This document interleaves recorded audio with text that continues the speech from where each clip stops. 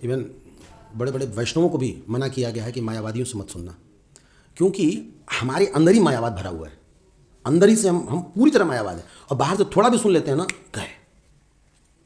थोड़ा सा भी कुछ अगर आपने सुन लिया ना बाहर एंटी भगवान के बारे में, तो मायावाद मतलब कि सिंपल भाषा में कहें कि हम ऑलरेडी अंदर से एंटी भगवान है, हम भगवान के ना दुश्मन है, अंदर से तो है ही है, बाहर से थोड़ा सा मिल जाए ना तो बस प्लस प्लस प्लस हो जाता है।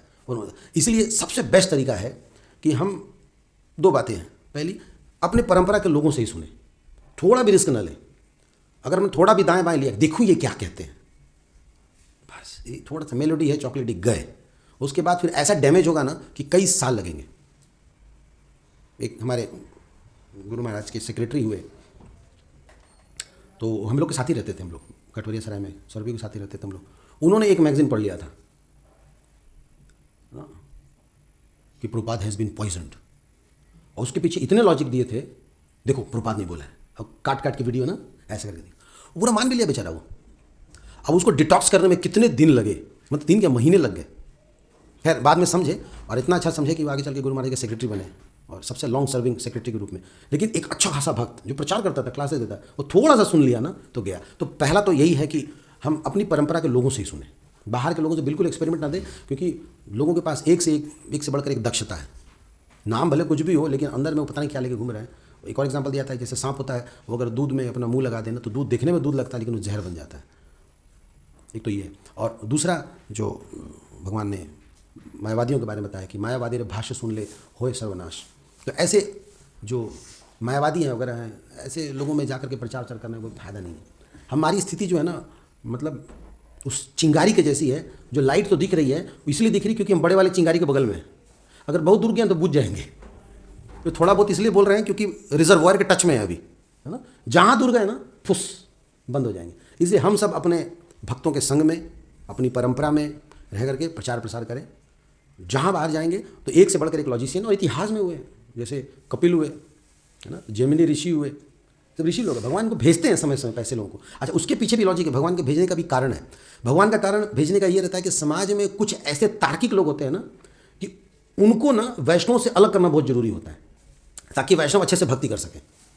जैसे मान लीजिए इस समाज में 2-4 लोग बोतल वाले बैठे हैं, जिनको लगता है कि मैं बोतल के बिना नहीं रह सकता, और कोई कथा करने आ जाए और बोले कि देखिए हरिनाम होना चाहिए, चाहे आप बोतल पिए चाहे गांजा पिए, उससे फर्क नहीं पड़ता, तो वो बोतल वाला उसको अपना गुरु बना लेगा। बोलिए बहुत बढ़िया आदमी है, बहुत प्रैक्टिकल बात करता है, क्योंकि उसको सेटिस्फाई कर रहा है ना वो। तो वैष्णव के समाज में कभी कभी कुछ ऐसे लोग भी घुस जाते हैं जो प्योर भक्ति नहीं करना चाहते, वो आधा तोरम आधा मोरम, थोड़ा वो भी करे थोड़ा ये भी करे। ऐसे समय में भगवान ऐसे कुछ लॉजिशियन को भेजते हैं जो कुछ ऐसा लॉजिक देगा कि नहीं भाई आप हरिनाम भी ले सकते हैं, चाय भी पी सकते हैं। बोलिए देखिए ये बाबा हमको बहुत अच्छे लगे, बहुत बढ़िया आदमी है ये। आप लोग इम्प्रैक्टिकल भक्ति, ये प्रैक्टिकल भक्ति बता रहे।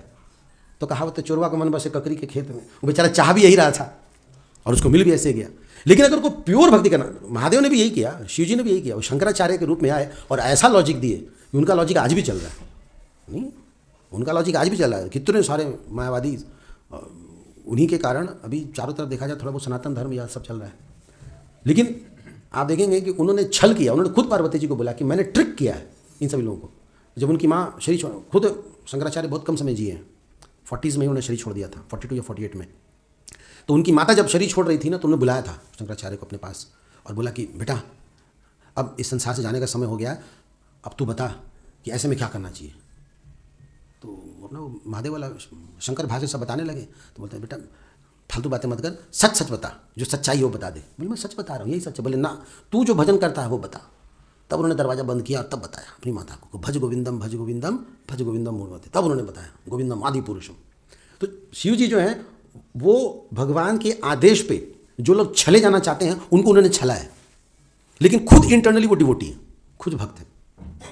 तो ये था महाप्रताप सिंह भजा में हम। अगर हमारी इच्छा है शुद्ध भक्ति करने की ना, तो शुद्ध भक्त हमारे को मिलेंगे। लेकिन ऐसे लॉजिकल हैं लोग बाहर में ना, जिनको अगर हम सुनेंगे तो ऐसा घुमाएंगे ना कि बनी बनाई भक्ति जो है ना वो डायनामाइट से उड़ जाएगी। इसलिए भलाई इसी में है कि एक्सपेरिमेंट बिल्कुल ना करें एकदम। जब महाप्रभु ने खुद मना किया है कि मायावादी भाषण ले होए सर्वनाश, सब सर्वनाश मत सुनना, तो फिर क्या जरूरत है। तो इसमें कोई दो राय नहीं है, ना हम उनको डिमीन कर सकते हैं, ना हम उनको चैलेंज कर सकते हैं कि ना आजा देख लेते हैं तेरे को। नहीं भैया, कोई जरूरत नहीं है भाई, तुम जूते हम हारे, तुम अपनी जगह पर रहो, हम अपनी जगह पर रहे, हम तो भक्तों के साथ ही रहेंगे। ऐसे ही जिंदगी कम है, उम्र कम है, बहस करके कौन समय खराब करेगा।